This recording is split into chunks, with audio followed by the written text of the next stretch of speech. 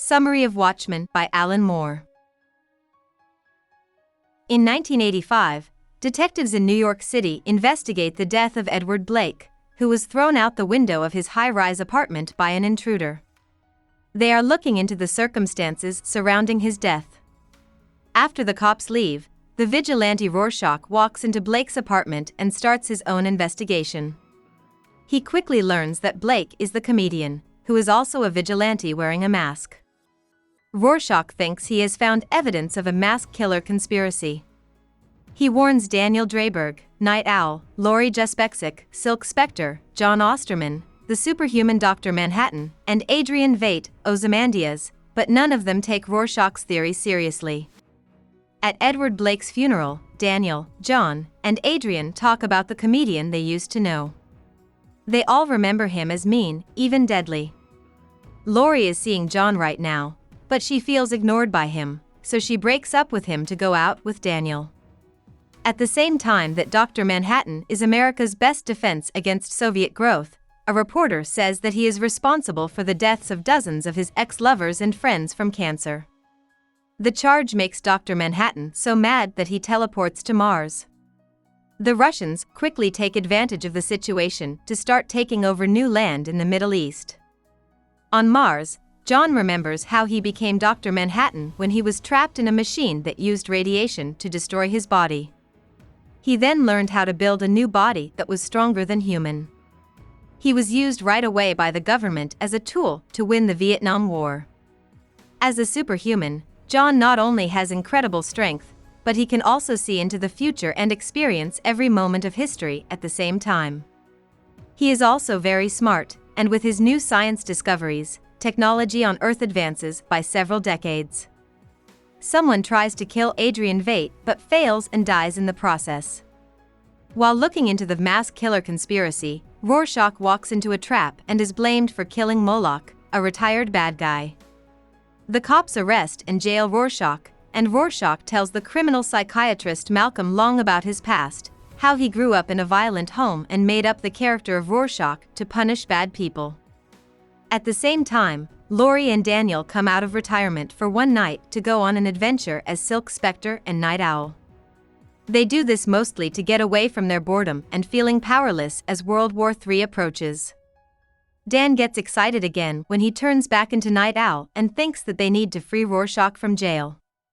During a jail riot, Rorschach fights his way through the other prisoners to Dan and Laurie's airship, where they pick him up. But the cops already think Dan and Laurie are vigilantes breaking the law, and they show up at Daniel's house right after Rorschach goes missing from prison. Daniel's door is being smashed by the cops when John walks into his living room and teleports himself and Laurie back to Mars. John tells Laurie that he doesn't feel linked to anyone else and that she needs to persuade him to go back to Earth and stop World War III. Laurie and John have a discussion about nihilism and the meaning of life. Laurie helps John see that human life has its own meaning, even without God or any other guiding force, because it is so incredibly unlikely that life could exist at all. John agrees to save everyone by going back to Earth with Laurie. While this is going on, Daniel and Rorschach are trying to get away from the cops while they keep looking into who killed the comedian, put Rorschach in jail, and tried to kill Veidt. But they find a set of computer files that show Veidt is responsible for everything, from sending John to Mars to killing the comedian. Daniel and Rorschach go to Antarctica to show Veidt his hideout in the middle of nowhere. Veidt is ready for them and tells them his ultimate plan. He has long thought that the world's many countries would destroy each other and themselves, wiping out all life forever. To stop this from happening, Veidt has spent years creating a huge monster that looks like a squid and that people will think is an alien.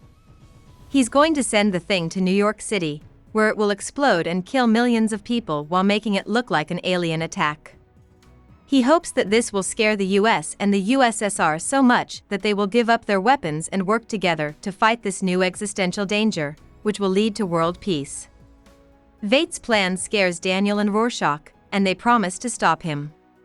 But Veidt tells them that he already carried it out 30 minutes ago.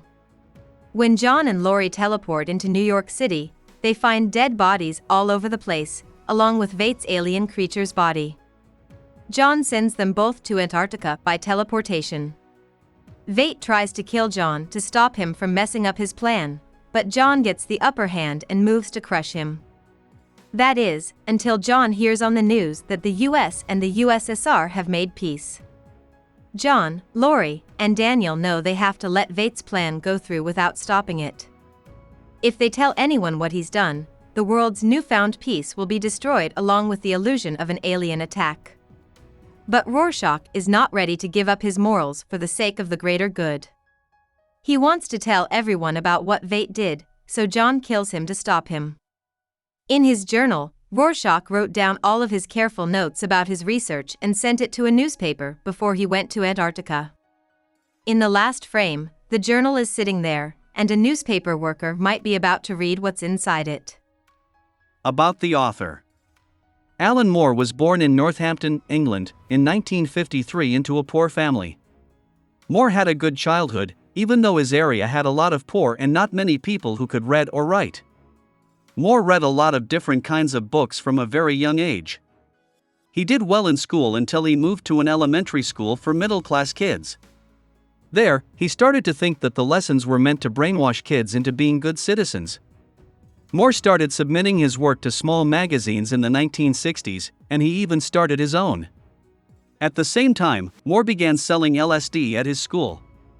He was kicked out for this in 1970, which hurt his future academic goals. Over the next few years, Moore had a number of different jobs, but he was unhappy working at jobs he didn't enjoy. He finally quit his day jobs to focus on drawing and writing comics, which he put out on his own and with a few small magazines. Moore started the comic strip Maxwell the Magic Cat in 1979. It ran in a local paper and brought him steady income until 1986, when he broke up with the newspaper because they printed a story that made fun of gay people. Moore also sent a script to the British comic book magazine 2000 AD. The editor of 2000 AD thought Moore's writing had a lot of promise and hired him to work on their Future Shock series. Moore's status as a comic book writer grew, and by 1984, Marvel UK and DC Comics in the US were both offering him work. Moore wrote a few stories for Superman in 1985 for DC Comics. He worked on them with artist Dave Gibbons. In 1986, Gibbons and Moore worked together to make Watchmen. As one of the first comics to spoof the superhero genre by showing heroes with deep flaws, Watchmen was a huge hit and made Alan Moore one of the most important comic book writers of all time. Moore quit DC Comics in 1989 after getting V for Vendetta done. With the help of his wife, he started an independent publishing company called Mad Love. He ran it for a few years before switching back to General Comics in 1999. Moore started the imprint America's Best Comics for DC Comics. It was through this brand that he made many popular series, such as From Hell and the League of Extraordinary Gentlemen. Hope we summarized it fully and you liked it. Please hit the like button and subscribe to our channel so that we are motivated to create more videos.